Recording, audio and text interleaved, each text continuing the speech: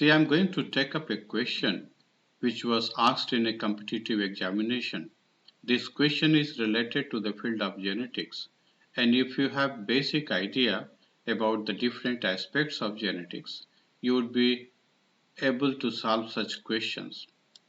Question is, the following diagram shows two pairs of chromosomes in the karyotypes of a man, a woman, and their child.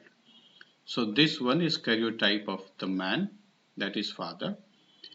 Then a woman means mother, and the karyotype of their child is shown here. The man and the woman are phenotypically normal. So these two persons are phenotypically normal.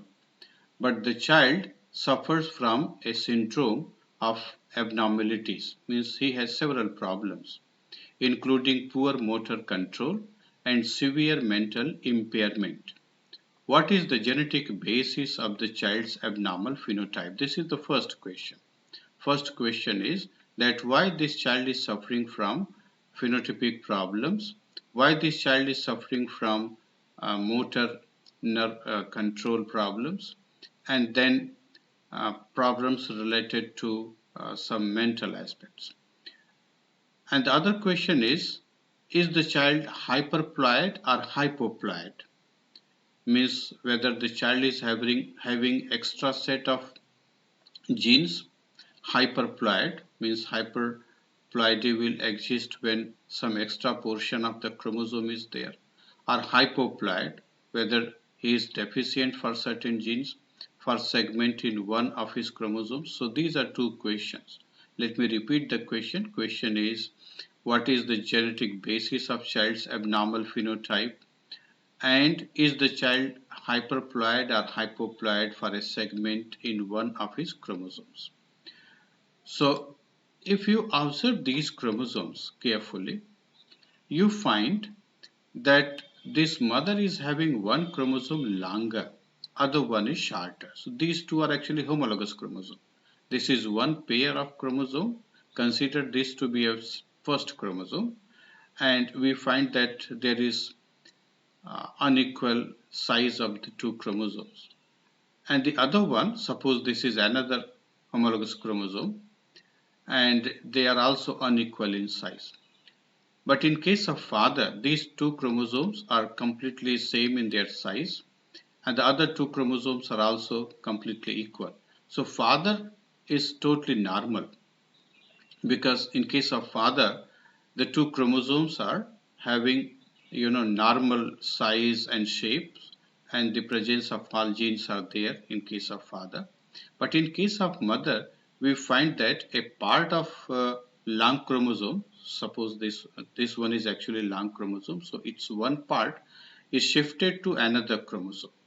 So mother is actually translocation heterozygote. Okay, she is having translocation, but since in her case there is neither gain nor loss of chromosome part, so she is phenotypically normal, because the portion of this, suppose, long chromosome which has shifted to short one.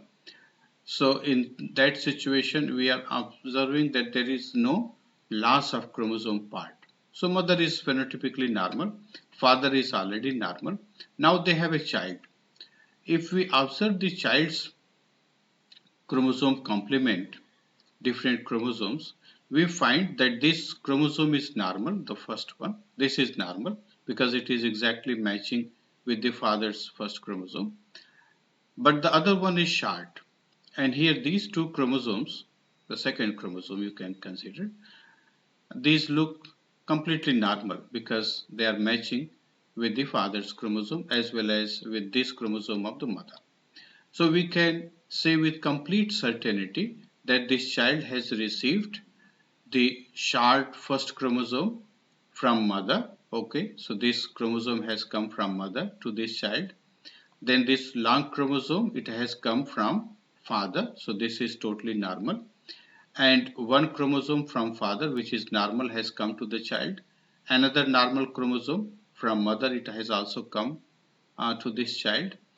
So in first chromosome, we find one chromosome to be normal, other one is deficient for certain genes. and here the second chromosome, these two are totally normal. So child is suffering from certain phenotypic problems, like those problems which are related to motor control, and also this child is suffering from some neural problems or mental problems. So it is only because this child is deficient for some of the genes, because this first chromosome is lacking certain portions, and that is why this child is suffering. And the other question is whether this child is hyperploid or hypoploid.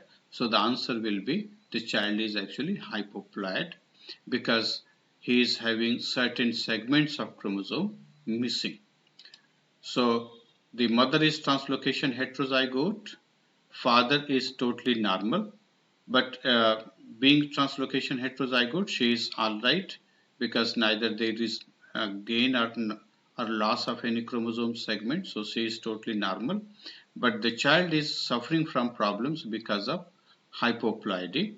So child is hypoploid for a segment of one of his chromosomes, and that is the reason that certain phenotypic problem exists in the child.